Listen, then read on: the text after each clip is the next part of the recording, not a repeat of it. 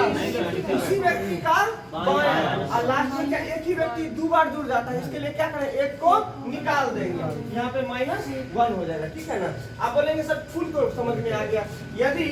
यदि किसी व्यक्ति का एक साइड और दूसरे साइड वाले प्रश्न दे दें तो क्या करेंगे, याद रखिएगा, यदि दायां निकालना होता है, क्या किसी व्यक्ति का दायां से स्थान को पता करना हो, आपको प्रश्न में क्या क्या दिया गया होगा, फिर भी 2 डाटा आपको दिया जाता है, कितने डाटा, 2 डाटा रहेगा, कौन कौन सा रहेगा, याद है, जैसे ही दायां निकालना हो आपको कुल दिया होगा, क्या दिया होगा, कुल दिया होगा, और इतना ही नहीं, यदि दायां निकालना है तो आपको बायां दिया रहता है। अब दोनों में क्या करेंगे, मान लो आपके पास 100 रुपए है, 50 रुपए का आप सामान खरीद लिए, कितना बचेगा, 50 बचेगा। वही हाल यहाँ पे रहता है, दाएं से दिया हुआ बायां निकालना है, कुल में से घटा देंगे, क्या करेंगे, लेकिन सर जी यहाँ पे आदमी की बात हो रही है, जब घटाते हैं तो एक ही व्यक्ति 2 बार घट जाता है, एक ही व्यक्ति 2 बार, इसीलिए क्या करेंगे, बाद में एक जोड़ देंगे, क्या कर देंगे, क्या कर देंगे, एक जोड़ देंगे। और यदि बायां निकालना हो तो बायां निकालना हो तो कोई दिक्कत नहीं है, कुल माइनस बायां, एक ही व्यक्ति कितना बार घट गया, 2 बार, तो क्या करेंगे, +1, एक बार क्या करेंगे, उसको जोड़ देंगे। आप बोलेंगे सर दायां बायां समझ में आ गया, जो ऊपर नीचे रहे तो कोई दिक्कत नहीं है, बायां या ऊपर, दायां या याद रखना हुआ, ठीक है, सेम कॉन्सेप्ट लगाना है यार। यहाँ पे ट्रिक में नोट में बोल लो या आई टच बोल लो, है ना, याद रखना है, यदि किसी भी साइड का किसी साइड निकालना हो तो क्या याद रखिएगा, कुल आपको मालूम होना चाहिए, कुल में से क्या कीजिएगा, एक साइड को घटा दीजिएगा, एक साइड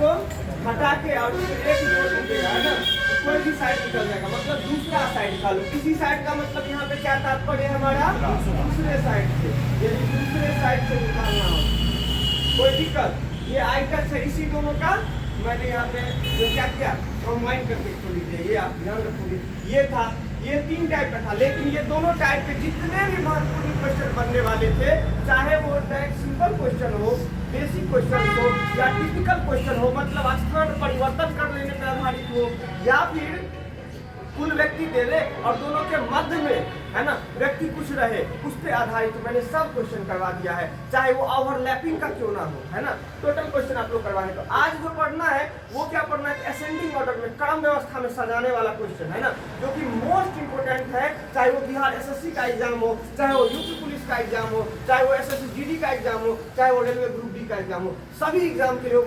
बहुत इंपोर्टेंट है, ठीक है ना।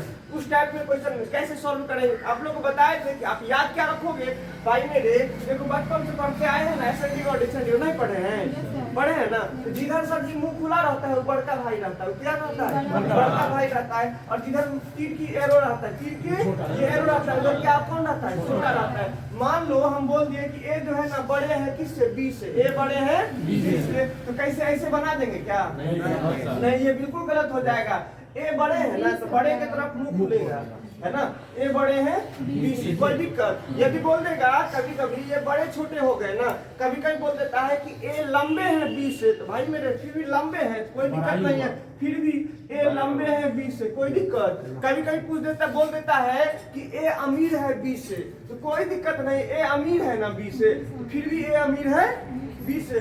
बोल देगा कि ए के पास जो है ना अधिक रुपया है बी से, फिर भी कोई दिक्कत नहीं है, ए के पास अधिक रुपया है बी से, ऐसे ही लिखेंगे, कोई दिक्कत। कोई बोलेगा कि ए बी से अधिक मोटा है, कोई दिक्कत नहीं है, यहाँ पे ए जो है ना वो मोटा है किससे, बी से।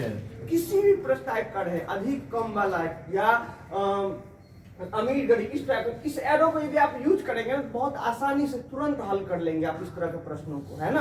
आपको इस तरह के प्रश्नों में 4 या 5 या 6 ठो नाम दिया जाता है, या अल्फाबेट दे दिया, कोई एलिमेंट समझ लो ना, चाहे वो नाम रहे चाहे वो अल्फाबेट रहे, है ना, उन सब को बोलेगा कि कौन सबसे बड़े हैं कौन सबसे छोटे हैं, तो ये लास्ट में फाइंड आउट करना होता है। या कभी कभी पूछ देगा कि क्रम में सजाइए, कभी कभी पूछ देगा ठीक बीच में कौन होगा, कब, जब 5 ठो दिया रहेगा तब, जब 5 ठो दिया रहेगा तब क्या पूछ देगा, ठीक बीच में कौन होगा या ठीक मध्य में कौन होगा, है ना। आप बोलेंगे सर कभी कभी 6 ठो आदमी हो, कितने हो? 6 ठो आदमी हो या 6 ठो एलिमेंट हो। ऐसे कंडीशन में यदि बोल दे कि ठीक बीच में कौन होगा तो क्या करेंगे? मान लीजिए कि 1 2 3 4 5 6, ठीक है, और बोल देगा ठीक बीच में कौन है, ठीक बीच में कौन है। यहाँ पे क्या कीजिएगा? ठीक बीच में कौन, कोई है क्या? नहीं है सर जी। यहाँ पे क्या होगा? ठीक बीच में नहीं होगा। क्यों? क्योंकि 3 के बराबर 2 भाग में बट रहा है, बीच में तो कोई नहीं आया। तो यदि इस टाइप का प्रश्न आए तो क्या कीजिएगा? देखिए यदि 3 और 4, 3 से 4, कभी कभी जो है ना आपको जो है 3 से 4 इस तरह का दिया जाए, इस तरह का कभी कभी ऐसे ना के बराबर दिया जाता है, 3 या 4 इस तरह का रहेगा तो, या दशमलव में रहता तो क्या करते सर जी? 3 + 4 करके 2 से भाग देते, मतलब 3.5, है ना। लेकिन ये भी नहीं रहेगा आपको, तो ऐसे कंडीशन में क्या कहिएगा? क्या कीजिएगा? याद रखिएगा, क्या कीजिएगा ऐसे प्रश्न में, ऐसे इस तरह के प्रश्न में क्या कीजिएगा? ज्ञात नहीं कर सकते। क्या हो जाएगा? ज्ञात नहीं कर सकते, ज्ञात नहीं कर सकते, ज्ञात नहीं कर सकते। और यदि ज्ञात नहीं कर सकते नहीं रहेगा, ज्ञात नहीं कर सकते नहीं रहेगा, तब क्या कीजिएगा? यदि मान लीजिए ऑप्शन ए में दे दे 1, ऑप्शन बी में दे देगा 3, ऑप्शन सी में दे देगा 2, ऑप्शन डी में दे देगा 4, और ऑप्शन ई में दे देगा कैन नॉट, सॉरी एनओटी, मतलब नन ऑफ दी, तो किसको टिक कीजिएगा? तो नन ऑफ दिस को टिक करेंगे, कोई दिक्कत। यदि मान लीजिए कि सर जी एनओटी भी दिया हुआ है और 3.5 दिया हुआ है तो 3.5 को टिक करेंगे, कोई दिक्कत समझ में आ रहा है? यदि रहेगा 3.5 ना देके यहाँ पे रहेगा कैन नॉट बी डिटरमाइन भी और ज्ञात नहीं कर सकते, इनमें से कोई नहीं और ज्ञात नहीं किया जा सकता, ज्ञात नहीं किया जा सकता। किसको टिक मारिएगा? इनमें से कोई नहीं, ज्ञात नहीं किया जा सकता, डी को टिक करेंगे। कोई दिक्कत है समझने में? चलिए अब क्वेश्चन पे आते हैं। पंक्ति बनाने में कोई दिक्कत है? बोलिए। ए डी के बाईं ओर। अब देखिए बाया बाया यहाँ पे क्लियर करना होगा, ये वाला भाग दाया है ना, बाया। याद रखिए आज का आपको बोले थे ना कि आप कॉपी की तरफ घूम लगेगा। आपका बाया जो होता है ना वो क्वेश्चन का बाया होता है और आपका दाया क्वेश्चन का दाया होगा, ठीक है। कॉपी की तरफ घूमे रहिएगा, तो ऐसा नहीं कि आप इधर घूमे रहिएगा, वैसे नहीं, इस तरह से क्वेश्चन की तरफ, बोर्ड की तरफ, या अपने कॉपी की तरफ घूमे रहेंगे तो ये क्या हो जाएगा? बाया। बाया। इंग्लिश में क्या कहते हैं इसको? लेफ्ट। लेफ्ट। और ये क्या हो जाएगा? बाया। अंग्रेजी में क्या कहते हैं? राइट। राइट कहते हैं, है कि नहीं? अब बोलिए तो क्वेश्चन क्या था? ए डी के बाईं ओर और बी की दाईं ओर है। देखिए यहाँ पे क्लियर नहीं होना तो साइड में डाटा लिखते हैं, फिर बाद में पुट कर देंगे, समझ गए ना? जैसे कि कहीं कहीं पे देखिएगा बड़का बड़का जब पुल बनता है ना तो पिलर वगैरह जिसका होता है, ऊपर का छतरी होता है, साइड में एकदम कंक्रीट का तैयार हो जाता है, अब बाद में किरान की मदद से, है ना, क्रेन की मदद से उसको उस पर लाद दी जाती है। वही सिस्टम हम लोग करेंगे, पहले साइड में कंक्रीट तैयार कर लेते हैं, बाद में क्रेन की सहायता से यहाँ पे रख देंगे। सर जी क्वेश्चन ऐसे ही यहाँ पे मिटाइएगा, यहाँ पे लिखिएगा, बोलिए तो। ए डी के बाईं और ए डी के बाईं ओर और बी की दाईं ओर है। रुक जाइए, बोल रहा है ए जो है ना वो डी के बाईं ओर है, डी के बाईं ओर है। भाई मेरे डी यहाँ पे रहेगा तब ना इसका बायां इधर हुआ कि नहीं? डी यहाँ पे तो डी का बायां किधर है? इधर। और इधर कौन बैठा है? ए। प्रश्न में कह रहा है, हम नहीं कर, प्रश्न कह रहा है, आगे क्या बोल रहा है? और बी की दाईं ओर है। अब बी के दाईं ओर मतलब बी यहाँ पे बैठेगा तब ना इसका दायां इधर होगा, इसके दाएं में कौन बैठा है? ए। बैठ के आगे बोलिए। ई बी की बाईं ओर परंतु सी के दाईं ओर है। ई के बारे में बोल रहा है, ई किसके बारे में बोल रहा है? ई जो है ना वो बी के बाईं ओर, तो बी का बायां किधर होगा? इधर इधर इधर होगा ना, इधर बी का बाएं में कौन है? ई है। लेकिन बोल रहा है ई जो है ना वो किसके दाएं में है? सी के। ओह, लेकिन ई जो है ना बोल रहा है दायां में है किसका? तो सी के। तो सी को कहाँ बैठा दे? सी को यहाँ बैठाएंगे उसके दाएं में होगा? नहीं सर, सी को यहाँ पे बैठाएंगे ना तब इसके दाएं में कौन है? ई है। कोई दिक्कत? सी को यहाँ पे बैठाएंगे इसके दाएं में कौन हो जाएगा? ई हो जाएगा। समझ में आ रहा है? क्लियर है पूरा? बढ़िया से। अब देखिए 2 2 4 1 5, अब 5 को आदमी तो था, अब बैठा दीजिए ना यहाँ पे 1 2 3 4 5 को। पहला नंबर क्या है? सी, उसके बाद ई, उसके बाद डी, उसके बाद ए, उसके बाद डी। आ गया। क्वेश्चन क्या पूछ रहा है लास्ट में? दोनों छोर पर कौन बैठे हुए? दोनों छोर पर एक तरफ कौन बैठा है? सी, एक तरफ बैठा है डी। देखिए यही इसका आंसर होता है।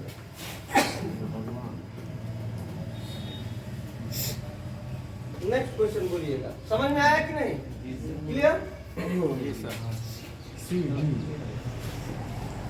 अब अगला है देखिए इसमें जो है, अब देखिए इसमें दूसरा सेकंड क्वेश्चन जो है वो पहले वाला टाइप का है नहीं, बोल दीजिए फिर भी बता देते हैं। मनीष का क्रम कक्षा में ऊपर से 21वां है। देखिए एक रजिस्टर है, एक कक्षा है, इसमें जैसे मनीष का स्थान ऊपर से कितना है? 21वां। 21वें नंबर पे कौन है? मनीष। तो लिख दिए एम जी। यानी मनीष, जी। और 21वें स्थान पे ऊपर से दिए एरो दे दिए, आगे बोलिए। और नीचे से 30वां स्थान, नीचे से 30वां स्थान है उसी मनीष का ही। जी। ओह देख रहे हैं, एक कक्षा में जो है सो मनीष का स्थान ऊपर से 21वां और मनीष का ही स्थान नीचे से कितना है? 30वां। 30वां। जी। कक्षा में कुल कितने छात्र हैं? सिंपल सा बोल रहे हैं, पंक्ति में तो टोटल कक्षा में कितने विद्यार्थी हैं? तो कुल निकालने के लिए बताए थे ना, टोटल निकालने के लिए बोले थे हम कि एक ही व्यक्ति का ऊपर से प्लस उसी व्यक्ति का, क्या बोले हैं, उसी व्यक्ति का नीचे से स्थान।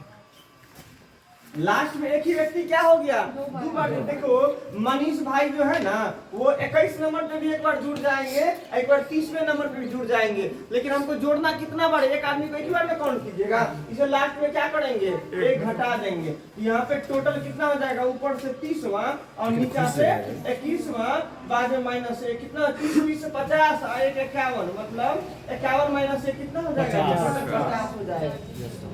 क्लियर है? अगला क्वेश्चन बोलिएगा। 5 लड़के, सही है, चलिए बहुत बढ़िया, सही है। 5 लड़के थर्ड वृत्ता क्वेश्चन। जी, हाँ 5 लड़के वृत्ताकार घेरा बनाकर खड़े हैं। ओह देखो ये थोड़ा सा जो है ना, ऐसे ये टाइप इस टाइप के क्वेश्चन जो है हम लोग सेटिंग मैनेजमेंट पढ़ेंगे, किसमें पढ़ाएंगे?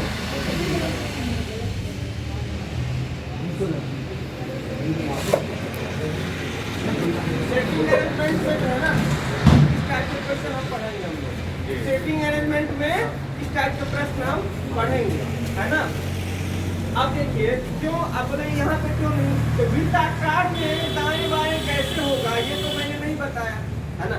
लेकिन क्लॉक जब हम बता रहे थे, क्लॉक पे थोड़ा सा चर्चा किए थे, नहीं इधर से क्या हो जाएगा, लेफ्ट, और ऐसे चलेगा तो राइट।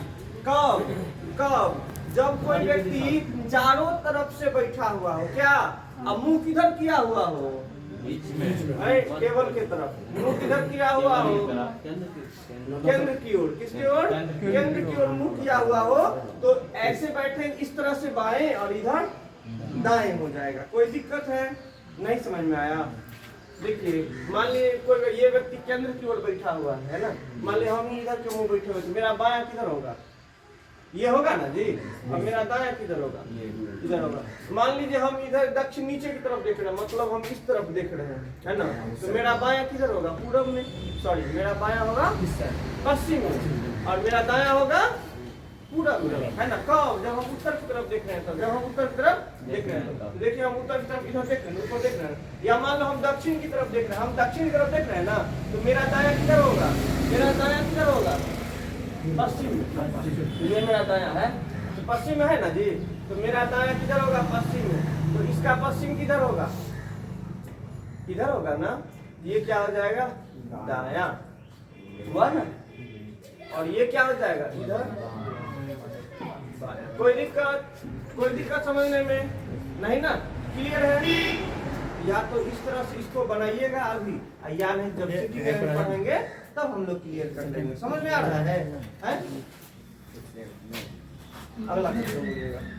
अगला है, लिखिएगा, कॉन्सेप्ट लिख सकते हैं, कोशिश कीजिएगा बहुत।